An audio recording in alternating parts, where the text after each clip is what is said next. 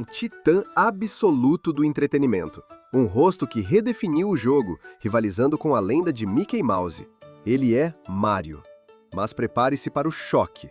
A verdadeira gênese de Mario não começou com magia. Nossas fontes revelam a tese bombástica.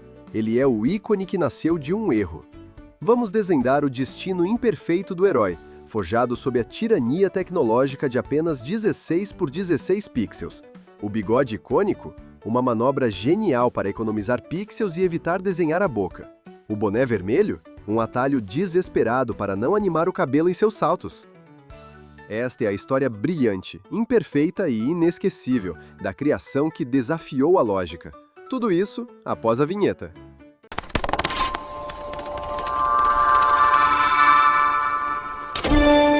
No mundo dos videogames, existe um nome que todo mundo conhece, né? Um herói que é tipo a cara da indústria. Mas a história de como ele nasceu, essa história não é nada do que se imagina. Não é um conto de fadas. Na verdade, é uma sequência de acidentes, de gambiarras e, olha, de muita, mas muita sorte. Ele é sem dúvida o herói mais famoso do planeta. Mas e se a origem dele for, na verdade, um completo acidente? É isso que a gente vai desvendar aqui. A história que ninguém conta sobre o maior ícone dos games. Uma história que mostra que, às vezes, os maiores acertos vêm do inesperado. Então, vamos lá. O herói que todo mundo conhece. Antes de mergulhar na origem real, vamos só relembrar rapidinho essa figura que todo mundo acha que conhece de cor e salteado. Pensa aí, um bigode inconfundível, um macacão vermelho e azul. É isso, um ícone global que bilhões de pessoas reconhecem na hora. É a imagem que está gravada na nossa cabeça, né? O rosto amigável de tantas e tantas aventuras, o símbolo da Nintendo e, para muita gente, a própria definição de diversão. Só que a história de verdade por trás da criação dele, não tem nada a ver com reinos de cogumelos ou princesas em perigo.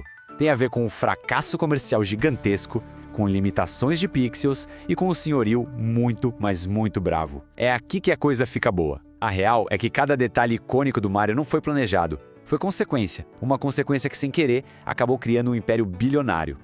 Pra gente entender de onde o Mario veio, a gente precisa voltar no tempo. Voltar para um momento em que a Nintendo estava quase quebrando. E a grande salvação da empresa não era um encanador, era um marinheiro comedor de espinafre. Olha, era 1980 e a Nintendo estava numa sinuca de bico. A grande aposta deles para o mercado americano era um jogo de fliperama baseado num desenho super popular, o Popeye.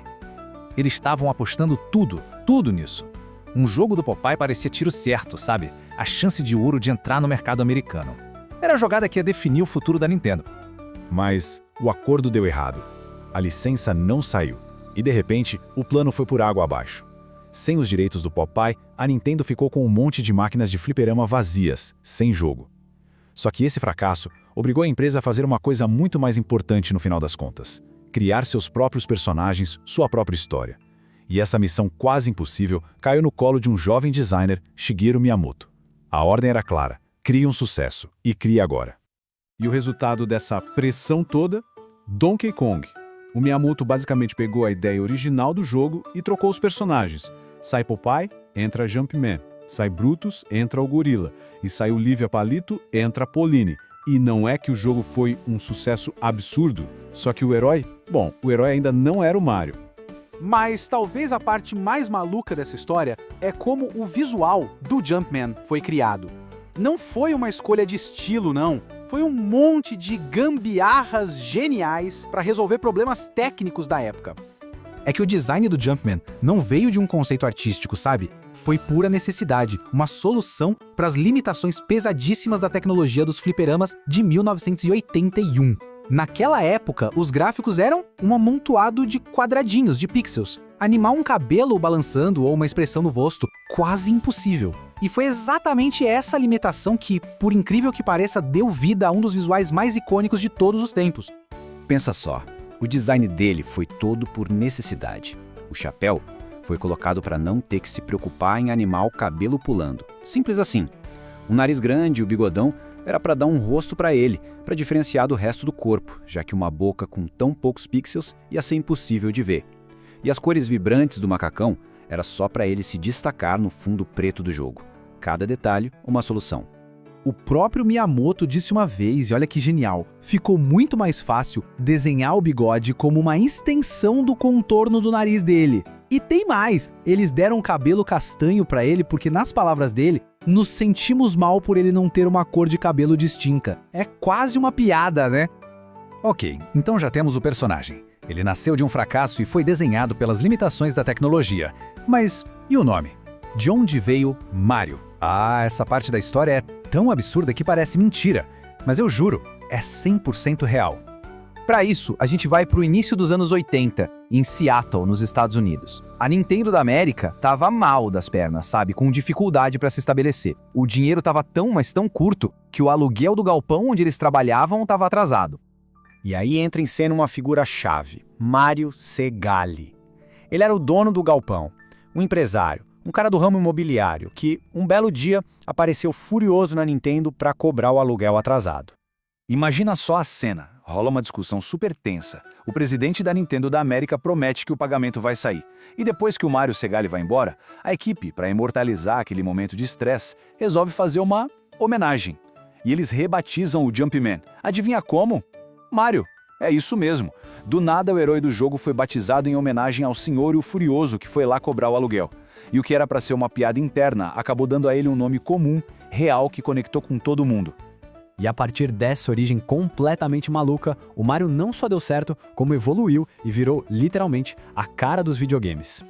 Até a profissão dele foi mudando conforme a necessidade. Em Donkey Kong, o cenário era uma construção, então ele era carpinteiro. Faz sentido.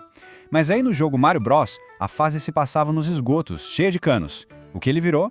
Encanador. Óbvio. Essa capacidade de se adaptar ao jogo foi um dos segredos para ele durar tanto tempo.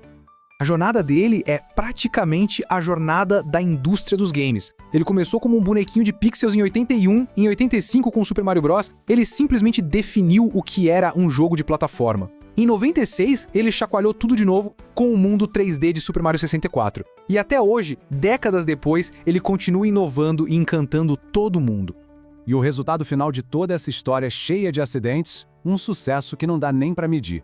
Mais de 184 milhões de cópias vendidas. E isso só do primeiro jogo. Um verdadeiro fenômeno, que não nasceu de um plano brilhante, mas de uma série de perrengues que precisavam ser resolvidos. Então essa é a história. O herói que nasceu de um fracasso comercial, que foi desenhado por causa de limitações técnicas e que ganhou o nome por causa de um senhorio bravo, acabou se tornando o maior símbolo dos videogames. É ou não é uma combinação inacreditável? E isso tudo faz a gente pensar quantos dos nossos maiores ícones, das coisas que a gente mais ama, também nasceram assim por acaso. Talvez as melhores ideias não venham de um plano perfeito, mas sim da criatividade que a gente é forçado a ter no meio do caos, da limitação e da pura sorte. Se você curtiu essa investigação, não deixe o arquivo se perder. Compartilhe esse vídeo com seus amigos gamers, deixe o seu like para fortalecer o setor 64 e comente aqui embaixo o que você achou dessa história. A sua opinião ajuda a manter essa comunidade viva. E claro, inscreva-se agora no canal para não perder os próximos arquivos secretos que vamos abrir juntos. Vamos hypando essa jornada e mostrando que a história dos games merece ser contada com a mesma intensidade que ela foi vivida. O setor 64 continua semana que vem.